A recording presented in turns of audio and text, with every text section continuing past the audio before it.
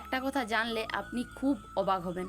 এখনকার দিনের বেশিরভাগ ব্যাচেলার ছেলেরাই বিবাহিত মেয়েদের ভালোবেসে ফেলে।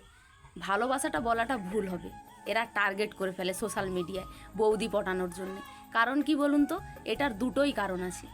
এক নাম্বার হলো, মেয়েটি যদি দেখতে খুব সুন্দর হয়, এতে সুবিধা কি বলুন তো, বন্ধু বান্ধবদের কাছে ভাও খাওয়া যায় যে দেখ আমি কি সুন্দর বৌদি পটিয়েছি বা কি সুন্দর মাল পটিয়েছি।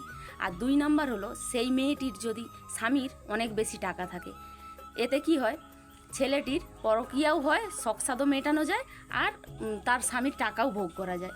আর এরা কিন্তু ভালো টালো বাসে না, এরা কিন্তু খুব জানে ভালোভাবেই যে ওই বিবাহিত মেয়ের সঙ্গে সম্পর্ক করলে যখন ইচ্ছে তাকে কাছে ডাকা যায় বা তার সঙ্গে সম্পর্ক করা যায়, আর যখন ইচ্ছা তাকে ছুঁড়ে ফেলে দেওয়া যায়। কারণ সে তো কাউকে বলবেও না, আর সে কাউকে জানাবেও না, আর কোনো প্রতিবাদও করবে না।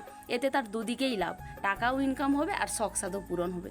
এখনকার দিনের বোকা নারীরা এটা বোঝে না যে পরকীয়ায় কিচ্ছু নেই, সুখ শান্তি মান সম্মান কিচ্ছু নেই। নিজের স্বামীর কাছে থাকলে যতটা আপনি সুখ শান্তি পাবেন, পরকীয়ায় কি অতটা মান সম্মান আছে? আপনাকে সবাই সামনে না কিছু বললেও পিছনে ছিছি করবে, তবুও আপনাদের তাতে কিচ্ছু যায় আসে না, তাই বলুন। তাই সেই সব মেয়েদেরকেই বলছি, পরকীয়া করলে আপনার সামনে কেউ থাকবে না, এমনকি পিছনেও কেউ থাকবে না। না আপনার স্বামী সাথ দেবে, না সন্তানরা থাকলে সাথ দেবে, সন্তানরা তো ঘৃণার চোখে দেখবে।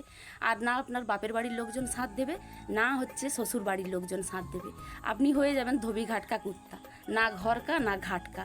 আপনি না হোমেও লাগবেন না যজ্ঞেও লাগবেন। তাই বলছি, সময় থাকতে শুধরে যান, আর ওই সব ছেলেদের সোশ্যাল মিডিয়ার টার্গেট হওয়া থেকে সরে যান।